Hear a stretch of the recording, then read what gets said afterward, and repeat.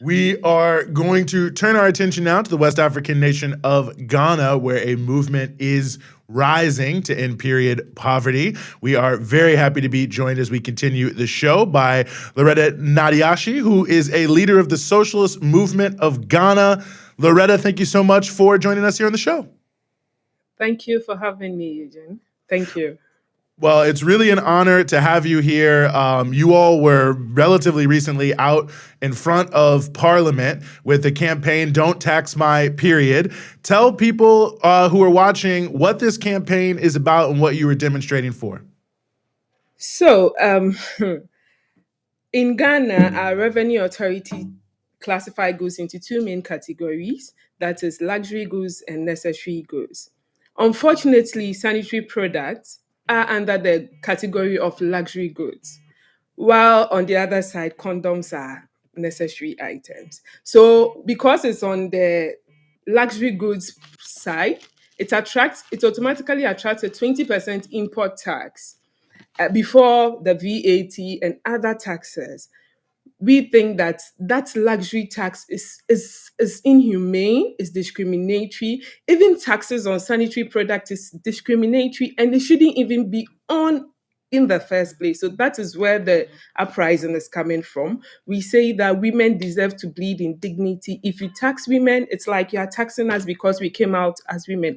Because really, menstruation is just the womb sharing away its lining. It's nobody's sin. It's not a taboo. It's for every biological woman. Every biological woman must go through this to do the reproductive role, to have the reproductive role. If you decide to give birth, you would need the menstrual process.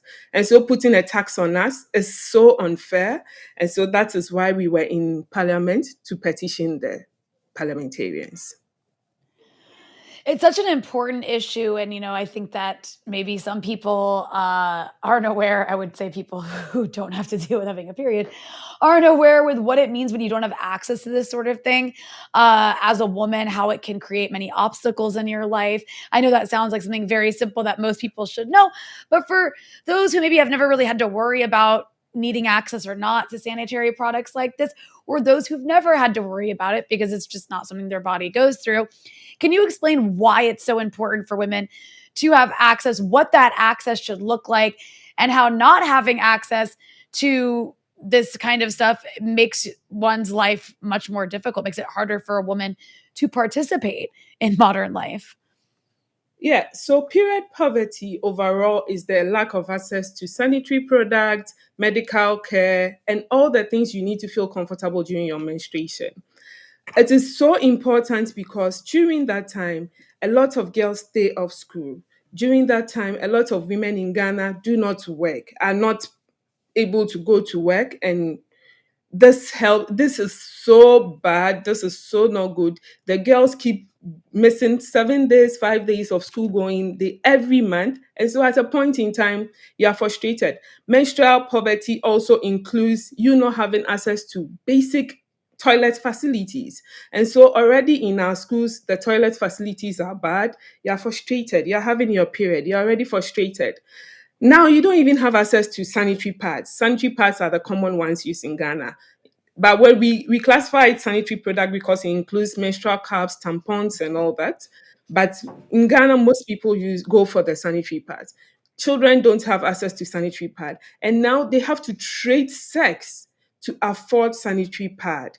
And this is also making the girls pregnant. A lot of girls are trading sex. So the man is like, oh, let me buy pad for you. Come and see something in my room. They end up having sex with them. And at the end of the day, many girls are dropping out because of teenage pregnancy.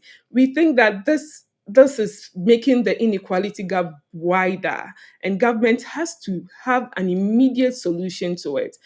Girls, when there was a research that says that in Ghana, when girls are in the when children are in the nursery schools, there are so many girls, but whilst they are climbing up the ladder, they all fall off. So when you go to our universities, the men are more than the girls. Some of these things contribute to it. When we are talking menstrual poverty, we are talking about lack of even painkillers, because sometimes people have cramps, they don't even have access to painkillers, or even hot water bottles to use to relieve them of those pains. But not to have access to sanitary pad, that means that you have to go back into using a rag, which is also very, very, very can cause very, very, very serious infections. People have even gone to using diapers because yes, it's big. Our minimum wage in Ghana is like 14 cedis 88 pesos. That's like $1.88. That's our minimum wage. But you'd have to buy sanitary pad of maybe $5. If our minimum wage a day is this much, it means already some women are on the minimum wage. They earn as low as 300 cedis. If you have to spend about 100 cedis every month paying for just your menstruation, you've not paid rent, you've not paid utility, you've not eaten, you've not taken transport. That is so much. I think it's discriminatory. We call it's a discriminatory tax. That is why we are petitioning government. Well, I know that the parliament, well, at least the speaker of the parliament, well, he tried to say, whoever passed this law? So you obviously made enough of an impact that, some of the politicians want to try to shed their responsibility. So what has, at least so far, been the response from the political class to your efforts so far? Funny enough, all the parliamentarians are behaving ignorant. They are like, how did it pass? Who put a tax on? The Speaker of Parliament called it a sin, a questionable sin, saying that no, it's not supposed to even pass. But then we raised the question. They put these papers in front of you. You have to read through. We have given you the mandate to go represent us. So if you let this pass, and later when your attention is drawn to it, you come back to say, "Oh, who did this? Who did that?" Yes, that's the politicians we have. But the Speaker of Parliament called it unconscionable. He says that it's not supposed to happen, and he's going to do everything in his effort. Some parliamentarians have come out to say, oh, this is not supposed to happen. We raised it and we don't know how it went through. What we are saying is that, yes, it has gone through. Already you have taxed our period, and now the injustice must stop. Some girls are pregnant. They can't turn back the hands of time. They are already pregnant. They've already missed school days. Girls have missed lessons. Girls have dropped out of school forever. Forever. They are not going back to school. So then what? But now you would have to drop those taxes and even subsidize it for us. Some people are of the view that, oh, schoolgirls should be subsidized for schoolgirls, and working class women should pay. Then we are like, if we are taxing us, really, it means that you want to tax us because we came out as women. We came out as women, so you think you can tax us. But it is so unfair. When we petitioned government, the Association for Ghana Industry also issued a warning to government that government shouldn't dare take off the taxes. But we are saying that even things that are made in Ghana are very, very expensive. It's not because we have luxurious taste. It's not because we are a certain class of women that want a certain sanitary product. This is basic. How many sanitary products companies do we have in Ghana? What are they producing? Is it good to fit the women of Ghana's needs? Those are the conversations we have to have. We don't have luxurious taste.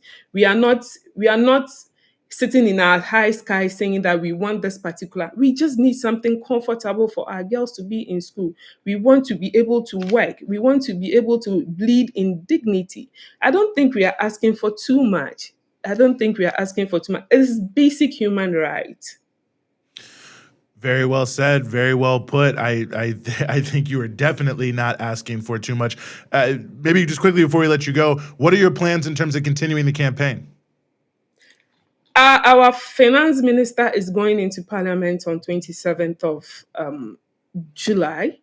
And so we intend to meet him there. That's the promise. They were like, oh, we would have to let him answer questions because the budget review is coming up, and they have to understand why he puts a tax on sanitary pad, why he calls it a luxury tax because menstruation is not luxurious.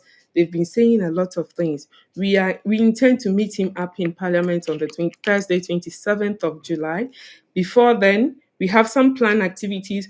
Some women know that sanitary pads are expensive, but really they don't even understand why it's expensive. They don't know that that is what government. So over the weekend, we organized a workshop for women activists to even explain the taxes that have been imposed.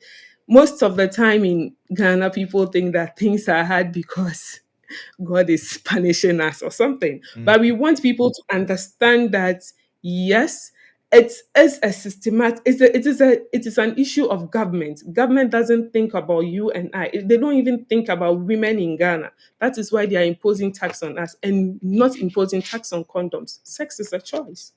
Menstruation is not a choice. Loretta Naa Dei Ashie from the Socialist Movement of Ghana, thank you so much for giving us some of your time here on the Freedom Side. Thank you. Thank you. Thank you.